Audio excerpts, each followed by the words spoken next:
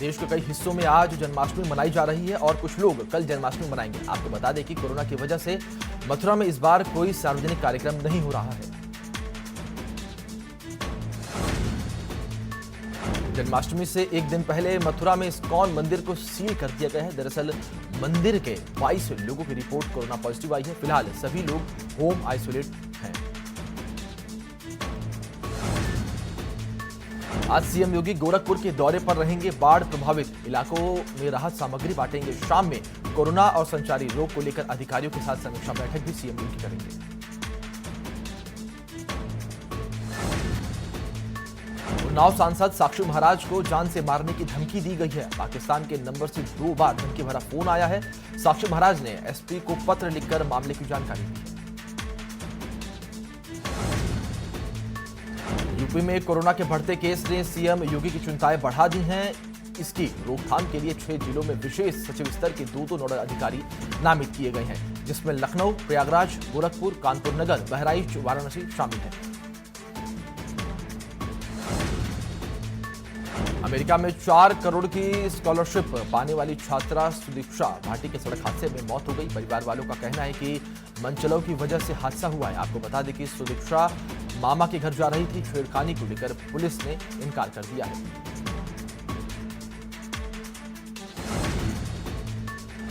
सुदीक्षा भाटी की मौत पर सियासत भी जारी है। बीएसपी कांग्रेस ने कानून व्यवस्था पर सवाल उठाए हैं। परिवार ने छेड़खानी की वजह से हादसे में मौत का आरोप लगाया है।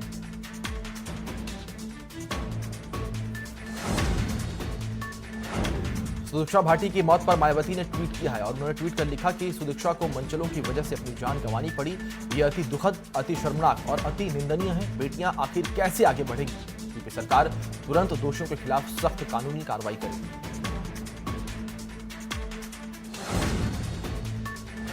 सुदीक्षा के साथ छेड़खानी की खबरों से पुलिस ने इनकार कर दिया है। हादसे के दौरान पीआरबी वैन ने पुलिसकर्मी पहुंचे और कहा कि भाई गाड़ी चला रहा था, जिसमें मामूली चोट आई थी।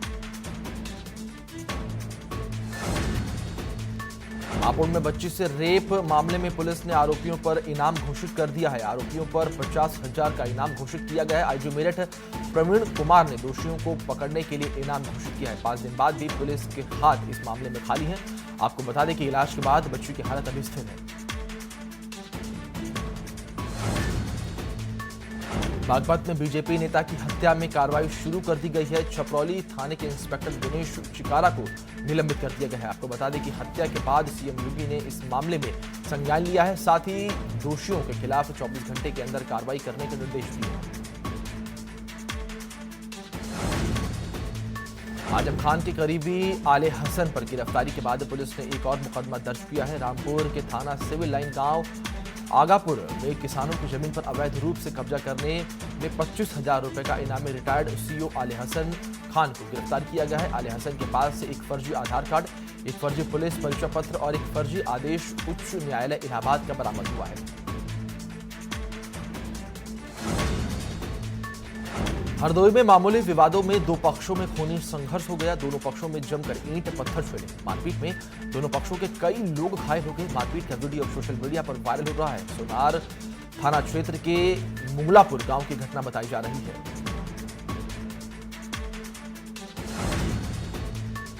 बांदा में बस स्टैंड पर यात्रियों के बीच जमकर मारपीट हुई है। मारपीट में एक यात्री का मोबाइल और पैसे भी छीन लिए गए हैं। आपको बता दें कि आरोपी युवक बस में सवार होकर वहां से फरार हो गया। पीड़ित युवक को मार मार कर अधमरा कर दिया गया है। युवक की हालत नाजुक बनी हुई है।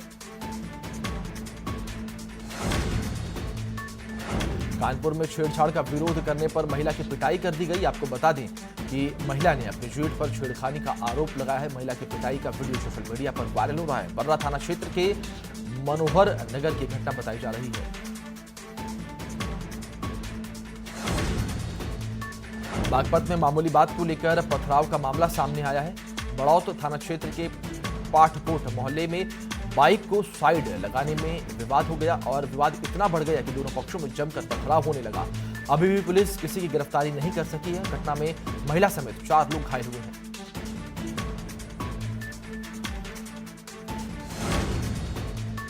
रामपुर के गुल्लर घट्टी में एक युवक के कुछ लोगों ने मिलकर पिटाई कर दी। युवक ने किसी तरह से भागकर अपनी जान बचाई। पिटाई का वीडियो सोशल मीडिया पर अब वायरल होने लगा है। इस मामले में क्षेत्र के प्रधान ने थाने में तहरीर दी है। फिलहाल वीडियो की जांच की जा रही है। वाराणसी में दरोगा की दबंगई देखने को मिली है। दरअसल दरोगा ने भुट्टे से लदा ठेला सड़क पर पलट दिया था, जिसके बाद वीडियो वायरल होने लगा, जिसका संज्ञान सीएम योगी ने खुद लिया और आरोपी दरोगा को निलंबित कर दिया गया। आपको बता दें कि पुलिस वाले भुट्टे वाले के घर पहुंचे और वहां पर उन्होंने भुट्टे वाले से माफी मांगी। प्रयागराज के भावापुर इलाके में बाइक सवार दो बदमाशों ने दहशत फैलाने के लिए एक मार्केट पर बमबाजी कर दी। बताया जा रहा है कि बम मार्केट में स्थित लेडीज ब्यूटी पार्लर को निशाना बनाकर ये बम फेंका गया था। इस सनसनीखेज वारदात से इलाके में काफी देर तक हड़कंप मचा रहा। सीतापुर में दिन दहाड़े युवक का अपहरण कर लिया गया है, जिसके बाद पुलिस ने कड़ी मशक्कत के बाद युवक को सकुशल बरामद कर लिया है। ग्राम प्रधान समेत 6 लोगों पर अपहरण का आरोप है। फिलहाल पुलिस ने 2 आरोपियों को गिरफ्तार कर लिया है।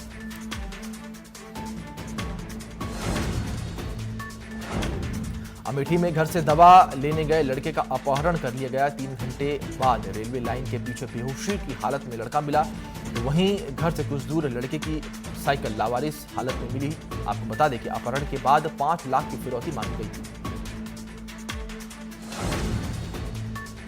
काशीपुर में घर में घुसकर युवक की हत्या कर दी गई, जिसके बाद हमलावर ने कुंडेश्वरी चौकी में आत्मसमर्पण किया। पुलिस ने हत्या मामले में पिता और 2 बेटों समेत 7 लोगों पर मुकदमा दर्ज कर लिया है। नोएडा पुलिस की बड़ी लापरवाही सामने आई है। दरअसल कोतवाली की हवालात से आरोपी फरार हो गया। चोरी के मामले में आरोपी को पकड़ा गया था। फिलहाल लापरवाही की जांच में आला अधिकारी जुट गए हैं। कोतवाली फेज 3 का पूरा मामला बताया जा रहा है।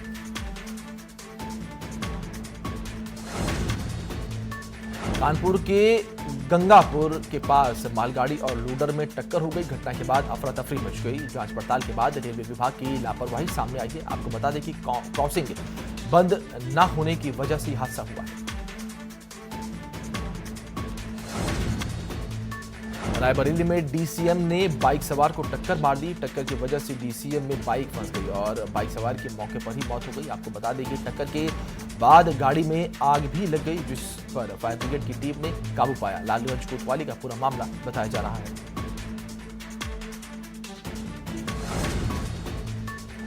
लखनऊ के चारबाग रेलवे स्टेशन पर शॉर्ट सर्किट की वजह से आग लग गई। आग लगने की वजह से 2 एटीएम जलकर खाक हो गए।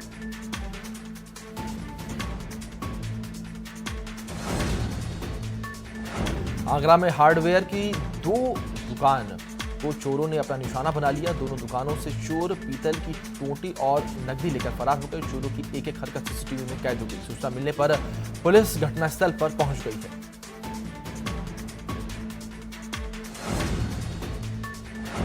महाराजगंज में महिला सब इंस्पेक्टर अपने पति के इलाज के लिए अस्पताल गई थी, लेकिन डॉक्टर इलाज करने के बजाय कोरोना रिपोर्ट की मांग की और बोला रिपोर्ट लाने पर ही इलाज किया जाएगा। आपको बता दें कि कुछ दिन पहले ज्यादातर बैंक कर्मी कोरोना पॉजिटिव पाए गए थे, तो वहीं महिला सब इंस्पेक्टर के पति की भी कोरोना रिपोर्ट नेगेटिव आई थी।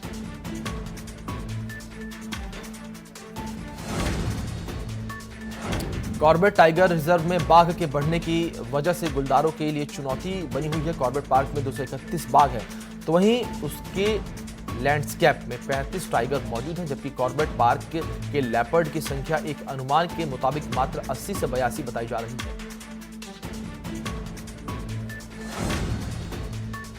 अयोध्या में भूमि पूजन होते ही उत्तराखंड सरकार के पर्यटन मंत्री सतपाल महाराज ने भी राज्य में रामायण सर्किट पर फोकस कर लिया है। उत्तराखंड में जल्द रामायण सर्किट विकसित होगा। रामायण सर्किट से देवप्रयाग में प्रभु राम का रघुनाथ मंदिर, ऋषिकेश में भरत मंदिर को विकसित करने के साथ साथ रामायण सर्किट तैयार किया जाएगा। उत्तराखंड में बारिश से भारी तबाही का मंजर बना हुआ है। भारी बारिश की वजह से राज्य भर में ईओ समेत 3 लोगों की मौत हो चुकी है, तो वहीं रुद्रप्रयाग और टिहरी में कई मकान ध्वस्त हो चुके हैं। बागेश्वर में बादल फटने से तबाही का मंजर बना हुआ है। बादल फटने से गौशाला जमींदोजद हो गई है, मकान भी क्षतिग्रस्त हो गया है। कपकोट को जोड़ने वाला एनएच मलबे में तब्दील हो गया है। प्रशासन सड़क खोलने में जुटा हुआ है। आपको बता दें कि जिला मुख्यालय से 30 गांवों का संपर्क टूट चुका है। पहाड़ों पर बारिश और बादल फटने से गंगा का जलस्तर बढ़ गया है। चमोली में देर रात भारी बारिश के बाद मुख्य बाजार में पेड़ टूट गया। पेड़ टूटने की वजह से विद्युत लाइन क्षतिग्रस्त हो गई। आपको बता दें कि पुलिस चौकी को भी नुकसान हुआ है, तो वहीं मकान का स्टोर पूरी तरीके से मलबे में दब गया है।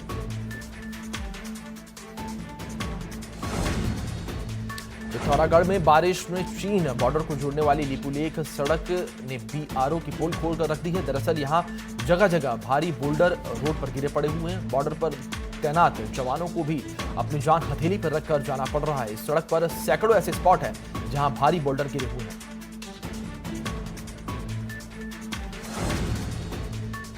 जम्मू कश्मीर में भी बारिश का कहर देखने को मिल रहा है। बारिश की वजह से नदियों ने विकराल रूप ले लिया है। किश्तवाड़ा में अचानक नदी का पानी बढ़ गया और इस दौरान नदी पार कर रही 2 गाड़ियां फंस गई। तेज धारा की वजह से डीसीएम पलट गया।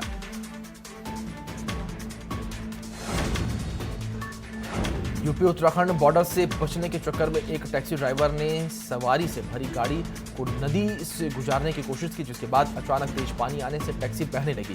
बड़ी मुश्किल के बाद सवारियों को नदी से निकाला गया, लेकिन पानी के तेज बहाव में गाड़ी बहती चली गई। तमिलनाडु के होगे नक्कल झरने में पानी का स्तर बढ़ गया है। पानी का स्तर बढ़ने की वजह से बाढ़ जैसा हालात वहां पर बने हुए हैं। झरने ने अपना रौद्र रूप धारण कर लिया है।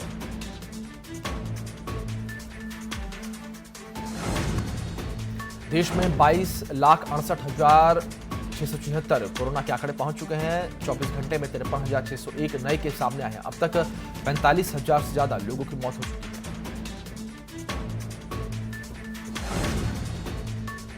उत्तराखंड में होम आइसोलेशन के लिए गाइडलाइन जारी कर दी गई है। डॉक्टर की अनुमति पर बिना लक्षण वालों को 10 दिन का होम आइसोलेशन किया जाएगा, लेकिन 60 से ज्यादा उम्र वालों को इसकी इजाजत नहीं मिलेगी।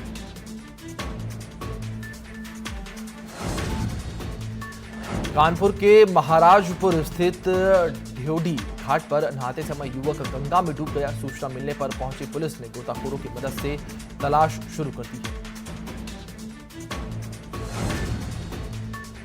कोरोना काल के बीच बिहार में एक अनोखी पहल की शुरुआत की गई है। यहां बाढ़ प्रभावित लोगों को नजदीक के कोविड केयर सेंटर में पहुंचाने के लिए एक स्पेशल कोविड नाव एम्बुलेंस की व्यवस्था की गई है। नाव पर बने एम्बुलेंस में तमाम तरह की सुविधाएं मौजूद हैं।